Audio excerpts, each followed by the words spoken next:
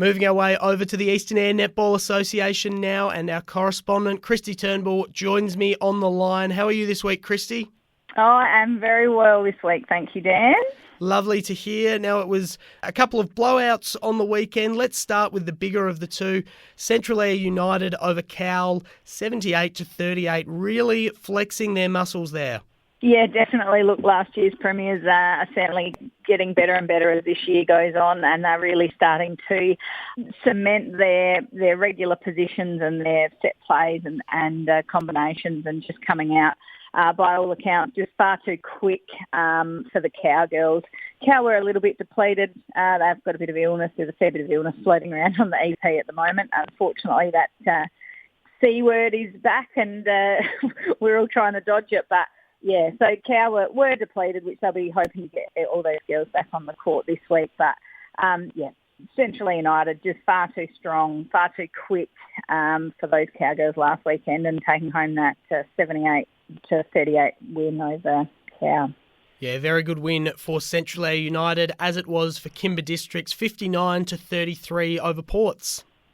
Yeah, this was probably a little bit larger than the Ports girls would have hoped, and I think I talked a fairly good game for the Ports girls last week, so I've got my tail between my legs this week reporting on this one, Dan. But I had a bit of a look before we chatted just on the scorelines that we had against Kimba last year, and our first meeting with them last year was nearly 50-goal margin that Kimba got on top by. So, they've sort of halved that margin. It was a really good game to watch. The intensity was high, but the Kimba girls just really pushed in the second quarter, and that's where the main blowout happened, and that's where that fairly big, I think they went into half-time with about a 17 or 18 goal margin. But yeah, the first quarter and the third quarter, Ports just about equalled them. So it's certainly a good sign of things to come, but the Kimba girls' intensity and accuracy was just far too strong for the Ports girls, with Kimba getting that win, 59 goals to 33. So Central Eyre and Kimba both scoring big wins.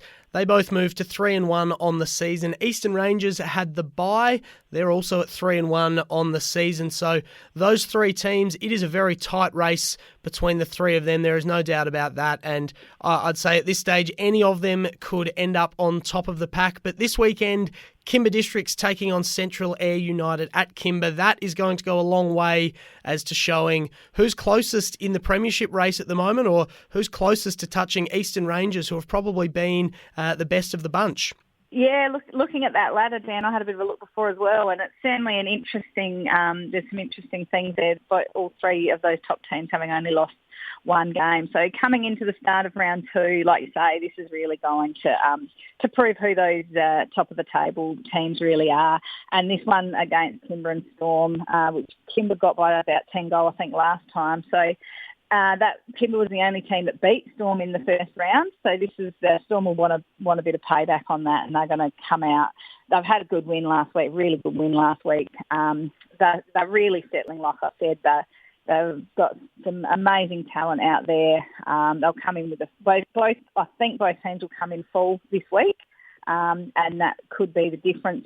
If any teams have got a bit of injury or a bit of illness hanging around, that could be the difference on the scoreboard. But the trick here will be it's going to be fast-paced and high intensity. So I think fitness is going to play a huge part, and playing a solid 4 quarters of netball and their own game, not sort of falling victim to the pressure from the other team will play a big part in who gets on top in this game.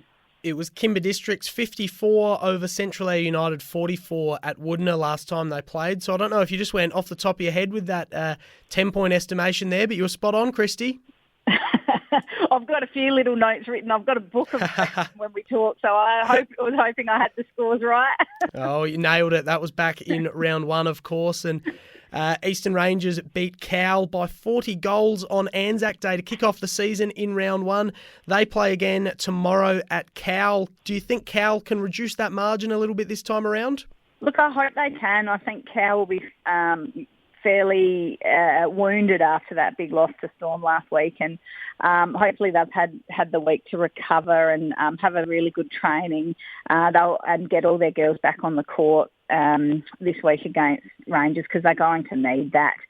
But yeah, I think Rangers, they're just getting better and better. They always seem to come up with the goods.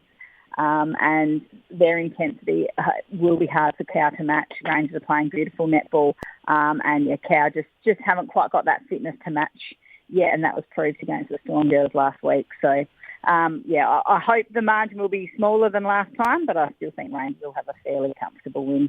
Couple of interesting games on the cards in Eastern Eyre Netball this weekend. We'll certainly have our eye on that Kimba District Central Eyre United game. That one should be an absolute thriller. Kristy, thank you very much. Enjoy your weekend, enjoy the netball, and good luck to anyone playing in the Eastern Eyre Netball Association this weekend.